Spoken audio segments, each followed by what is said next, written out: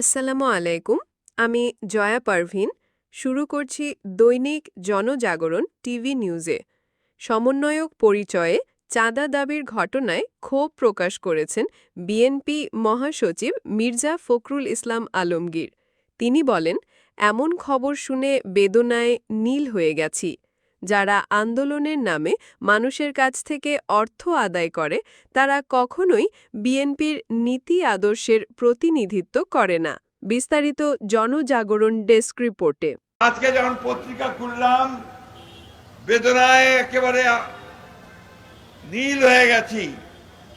দেখলাম 5 জন সমন্বয়কারীকে গ্রেফতার করেছে পুলিশ। তারা জোর করে একটি বাড়ি থেকে, একজন সাবেক সংসদ সদস্যের বাড়ি থেকে 50 লক্ষ টাকা আদায় করছে। এই কি পরিণতি? এটাই কি আমরা চেয়েছিলাম? এই বাংলাদেশের মানুষকে কেউ এটা চেয়েছিল?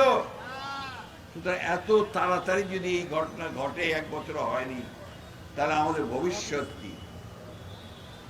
প্রিয় সহকর্মী যোদ্ধারা, এই কথাগুলো এই জন্য বলছি যে গোটা বাংলাদেশ তোমাদের দিকে চেয়ে আছে। এই তরুণ যুবক যারা বদলে দিয়েছে, যারা পাল্টে দিয়েছে সেই হাসিনার ক্ষমতাকে, তাকে দূর করে দিয়েছে দেশ থেকে, তাদেরকেই তো এখন এই দেশ গড়ে তুলতে হবে, তাদেরকেই তো এখন এই দেশকে নির্মাণ করতে হবে এবং তাদেরকে ভবিষ্যতের একটা সুন্দর বাংলাদেশ তৈরি করতে হবে, ন্যায্যতার ভিত্তিতে, মানবতার ভিত্তিতে।